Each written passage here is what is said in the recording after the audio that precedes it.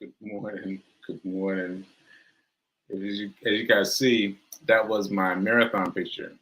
My marathon picture. Me crossing the finish line of the marathon. Let me put it back up. Now you know what you're looking at. Reverend Mel took this shot. Look at that. Look at that. This is what happened to be up when I tuned in this morning. I was like, oh wow, look at this. Look at this. And I don't remember crossing the finish line with people, like these three people dressed the same right next to me. I don't remember crossing the finish line with them at all. And man, I just remember crossing that finish line and then and then thinking, help, help, but I couldn't get the word out, help. Anyway, so for now, this is my favorite photo. This will be the photo that I show when to hide me from this photo, which is me hiding my face. Right? I use this photo for now. All right, so there I am. Take you crossing the finish line of the marathon. Yeah, okay, so welcome. Welcome to the Be Your Own Hero show. I'm your host, I'm CQ Wrights. I am a motivational speaker and an author. And HERO is an acronym. It means, let me give you Reverend L's definition. High emotion radiates overflow. Yes, high emotion radiates overflow. Yes, that's right. That's right. Ashe. So you may be noticing that I'm a little less ebullient than I was yesterday. And that's just because I didn't do my run today.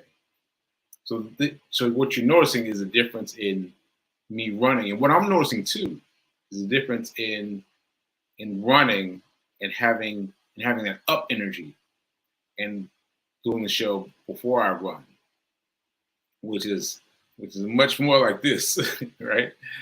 And so that's a good thing for all of us to recognize. Though, running does give you a physical boost, a mental boost. It does, and you can see the difference. All right. So anyway, I just had to get that out. I'll tell you why in a second. Let me finish my intro. So thanks for being here. Just remember that I am not a personal trainer nor a financial advisor. Take what I give you to the person that you love and let them help you with it. Let them help you with it. Shout out to New Thought Media Network for allowing me this space and this opportunity to be here as a person who's 9 months into a stroke, in order to work through. I guess just work through the recommended, what have you. Like I was thinking about the fact that I didn't want to do this show at first, and I did it at Rev Mel suggesting because that forced me to talk, and now I'm happy that I'm doing that, because if I wasn't doing this, who knows what talking I would be doing, and doing the show has helped me a lot. So, all right. So all that said, let me tell you why I didn't run today. So yesterday I got it bad yesterday.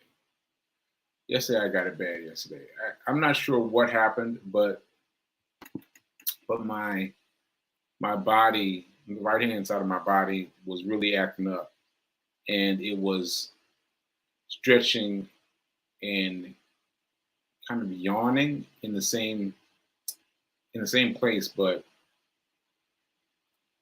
it's hard to explain. It's like my right hand side of my body wants to stretch, and then it does that. My right hand side of my body, my arm and my leg, will stretch, and then they do it not in sync with the rest of my body. And so my body kept doing it, like, and then leaving me without energy. And so I started doing that early on. And so I took myself to bed, and I just tried to stay calm and watch a movie, and I just hoped that it would go away. It didn't go away. It did not go away. This morning I felt a few more stretches. So I did a few more stretches, and then it was still doing the same thing. So I was thinking, all right, well, maybe I'll wait until after I do my show. I'll do my run. Maybe it will woken itself up by then. And it seems like that's been the case. Now, let me say this also. You don't know what's going to happen. You don't know what's going to happen, because that phase of me dealing with the arbitrary yawns of my right side is a phase of my physical thing, my physical getting better was something I thought had passed a long time ago. And I didn't expect it to be rearing its head again. And I don't know what caused it. I don't know what that was, but I'm gonna have to run a slow pace today. A very slow pace today, and just be mindful of it. But you don't know when something's gonna happen. And so what my point is that my trajectory is not like this. It would be wonderful if it was like this. It would be so wonderful. But I go like this and go like this, and, and so that's what I'm feeling today, and I'm feeling it. And today, by the way, Reverend Mel does not have her show today. She does not have her regular sit at 10:30 a.m. She has her meditation with the moon tonight at 8:30. So just a reminder. So I'm making that reminder because that means I've got less of an excuse to go out and run. Like, because I could feel myself making excuses already. Like, oh, let me watch Red Mel's show. Yeah, no, she doesn't have a show until 7:30, 8:30. So I need to get out there and run. So, Ashe, I just need to close that out and be honest with you guys about what I'm experiencing physically and mentally. And I don't know what this called, but that's what it is to me. My spontaneous stretching. Okay, moving on. So those of you that are told about the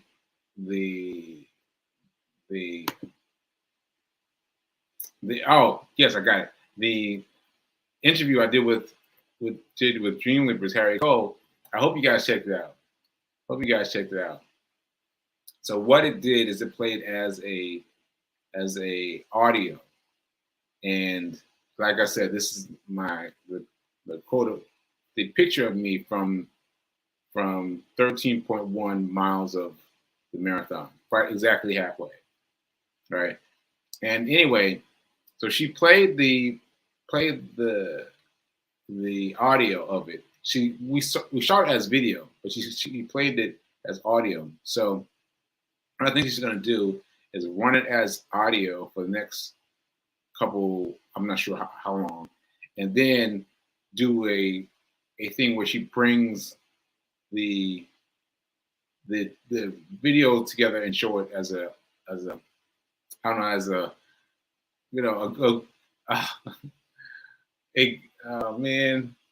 a good fun where you bring us all together. So this is me yesterday. If you missed the video, if you missed the audio, please look. I'm going to post the link today after the show. I post a link, and so you can listen to the show. I listened to it myself, and I was really surprised. I was really surprised because I thought that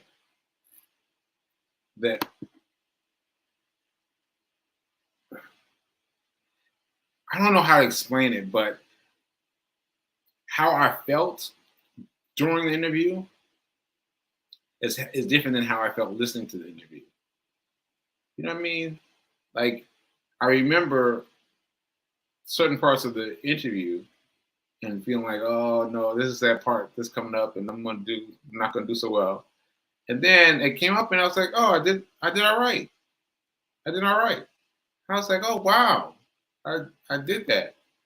And even now, even right now, my voice to myself does not sound like my voice to me.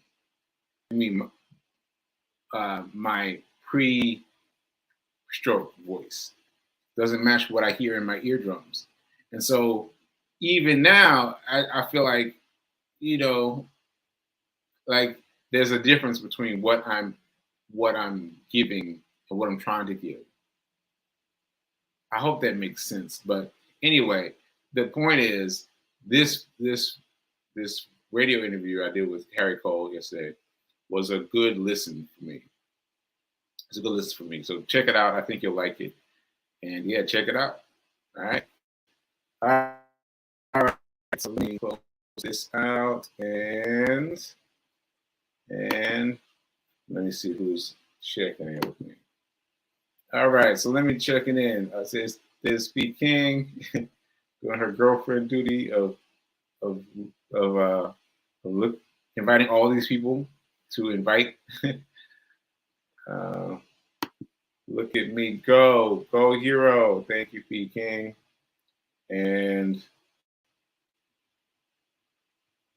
one month stroke thriver. Okay. And so she's got lots of people she's invited to listen to or watch the show. So welcome if you're watching because of P King. Hey, Simone. Hey, good morning, Tim. Let's see. Oh, look at this. Yesterday's interview was incredible. I learned so much about you, and I think one is I'm excited for part 2. Okay, thank you, P King. Thank you, P King. Yeah, it was interesting because I didn't, even though Harriet and I have worked together a lot, I never know what she's going to say, what she's going to ask, and where that's going to lead me to. But it brought me to a very interesting place. People have been calling it a grand cutoff. A grand cutoff. Well, several people have said that to me. So yeah, that was a grand cutoff. It was a grand cutoff. Trust me. So check it out. I will get that interview posted today. All right. Let's see what else I gotta say. What's up to? Again, shout out to all these people that P King is inviting. And good morning, Linda from the mountains of Colorado. I'm assuming that's Linda. And yeah, okay, so that's it, right? Ooh, now I'm going to do the dice, but I feel a little bit like tired already. And so having done my run before I do my show is a much better place for me. Much better place. But here we go. Here's the dice. Let's go. Here we go. 3. The number is 3. Shout out to you, Linda. Number is 3. Right? Your usual 3. Okay, so here's the thing that I've been doing though. I gotta tell you, I haven't been doing I have not been using the dice. I haven't been. And I still am doing the dice for you, but I'm doing something different with my money. I am actively contributing to my financial future. And this has been very helpful. So what I've been doing is giving $1 to Starbucks. So I'm just laughing because one of you said something about Starbucks in the comments yesterday. I get to it in a second. But anyway, so Starbucks is a place that most of us go, or we've been going. We've tried it out, right? And we know that it's expensive coffee. It's expensive coffee, right? But we suck it up. We spend the money, right? And I've been going because they have a drive-through. That's it. That's it. Because they have a drive-through. And I get tired and I don't want to get up and fight with my body to go walk in to get some coffee, right? So they won me based on the the the track of the drive-through, right? Well, now that I've been doing that, I've been thinking, man, I've been spending way too much money on coffee. I've been spending way too much money on coffee. But what I started doing was I started with $3 and then I came down to $1.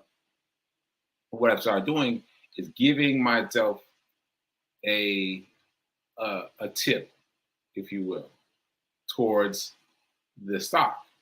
So what I did was I donated money through through Robinhood.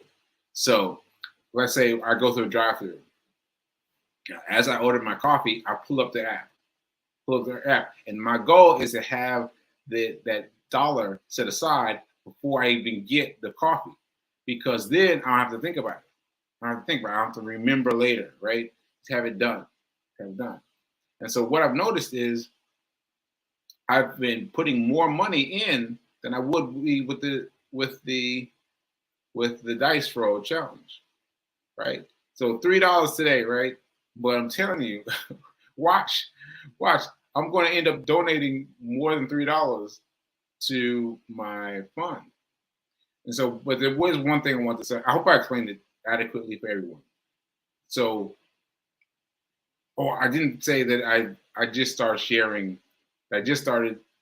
Um, wait a minute. I just started buying stock as a stock forever. This was my first time, and they're already paying me a dividend. And I'm telling you, I bought stock for 1 week, and they're already paying me a dividend. So this is good stock to have.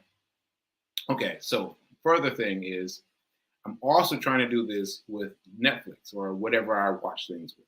So yesterday was a good Netflix day because I was out.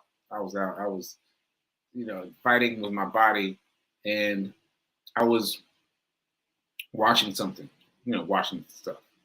And what I did was I took a dollar out. And what I was thinking was I was going to give the dollar donation to my Netflix account because I do have Netflix stock, right?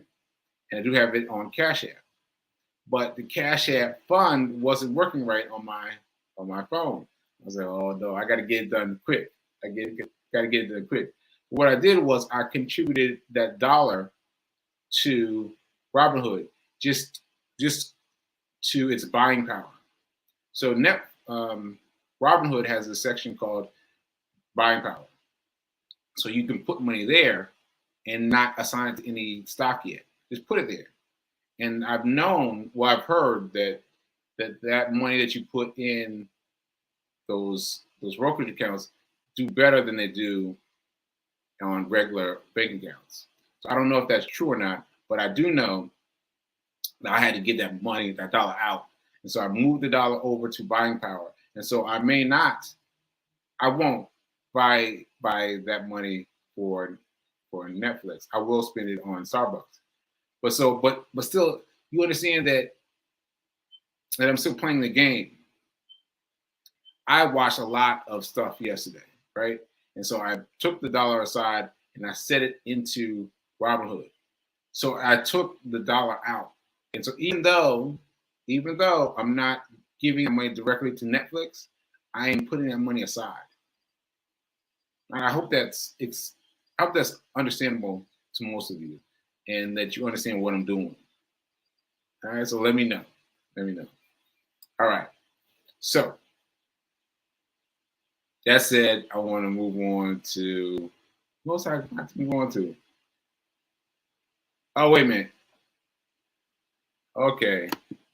So Fee King says that she has been receiving dividends on her AT&T stock with Cash App. So exciting. Okay. So you're contributing your money to AT&T stock. right? That's good. So that's my point. Like, you can set aside the money and spend it however you want to spend it, but try to spend it on the same thing. Like, I'm going to keep spending it on Starbucks, Starbucks, and Starbucks, on Starbucks, on Starbucks, until I own a share of Starbucks. So I own a full share of Starbucks, because they're already paying me for my little fractions of shares that I own. So what will the benefit be if I own a whole share, right? So own a whole share before you switch, right? Thanks, P. King. All right. Okay, thank you, Shay. Thank you, Shay. Let me put her color up. See, I understand, and it's brilliant. Thank you, because the the dice roll challenge wasn't really getting it for me anymore. Wasn't getting me anymore. It wasn't getting it for me anymore. So having an active way of doing this based on what I'm doing, like, oh, I'm watching movies. Oh, so I need to donate $1 to my account, to my GoFundMe. The oh man, the name I was just Robinhood. I've been contributing to my Robinhood, right? And so being able to do that and have an active interaction with the world rather than just rolling the dice and just getting the money and just saying, I'm just gonna put that money away, has been helpful to me. Okay. Yeah. Stock pivot. Thanks for King. She called it the stock pivot. Stock pivot. All right. Yes, Robinhood brokerage account. Robinhood brokerage account. Hashtag. What do I do with a couple of $1,000? Well, let me say. So there's a couple of ways of handling this, and because what happens when you typically ask for money for advice, people say, "Oh, what are you trying to do? Like, what's your goal?" And like, they reflect the question right back to you, and you're like, "Well, just tell me what to do." And now I understand why that's happening, because they are trying to understand your goals, right? But let me eliminate some of that for you. So basically, you've got to decide how you want to be paid, right? You want to be paid for the long term. Do you want to own your tomorrow? Do you want to own your tomorrow? That's a phrase I got from I can't remember which of the financial gurus, but own your tomorrow is a concept, and owning your tomorrow is a real thing, because when you put $1,000 down on a stock for the future, well, then you're not going to see that to return until 3 to 5 years. 3 to 5 years. And during that 3 to 5 years, you see the stock market jumping all around. But 3 to 5 years later, you'd be like, oh shoot. And so it hasn't even manifested for me yet, because I just started investing. But I'm aware that I need to hold tight until 3 years out. Now you can test this by going into Cash App or Robinhood or any of the brokerage accounts, because what you do is you look at any stock, and they're going to show you the squiggly line, and they're going to be telling you about what's happening for one day, right? But if you slide your hand all the way out to the fullest extent of the time, whether it's 5 years, 6 years, if you just follow it out, bring it all the way out, right? That's where you need to be. That's 3 to 5 years, right? And that's the only number you need to be worried about. So what you need to do is put your money in a stock that will do well. Now, I've been advocating the S&P 500 because it is the best, the best that I've seen thus far. Now, the best it costs more. It costs more expensive. It's like $300-400, sometimes $500, depending, right? But you literally buying stock into like a small piece of 500 of the most profitable companies in the United States, and someone maintains they keep their eye on the account. So when one of them drops below, when they drop below the criteria, they come and get swapped out for another 500 company. So they get swapped out, easy peasy, done, right? So this is my biggest advice for you. Get with the SPY. SPY is what it's called on the stock market, SPY, and just get it and hold it for 3 to 5 years. Now, what you also have to do is you've got to train yourself. You got to train yourself. Train yourself not to look at the daily digits, the daily dashes. You got to think 3 to 5 years out. Really think 5 years out. So once you put it away, you just got to put it away, and also put away the idea of taking the money out. You don't take the money out. I was like, what? Yeah, you don't take the money out. So that I'll get to in another story. All right. So that got me hyped. Oh yeah. Yes. Okay. Yes. Yeah. Don't look. Don't look. Don't look. But yes, S&P 500. S&P 500. Because we hear it all the time. We hear people talking about the S&P 500, S&P 500, S&P 500, but they don't explain what it does. And it's so simple. It's so simple. So let us know. Let us know, Shay, if you get involved. All right. So I threw off my whole show talking about that. So I'm just going to go. I got time for the girlfriend corner. Oh, shoot. I didn't pull it up. Oh, let me see if I can get it quickly. Because I wanted to show this with you. Oh, this is going to be too long. Shoot. All right, so I want to show a different girlfriend's corner. Oh, hold on 1 second. Let me see if I can get Feed King in here. Oh, 10:14. Oh, okay. I'll just do this one. All right. Hold on. Stand by. Stand by. So, oh man.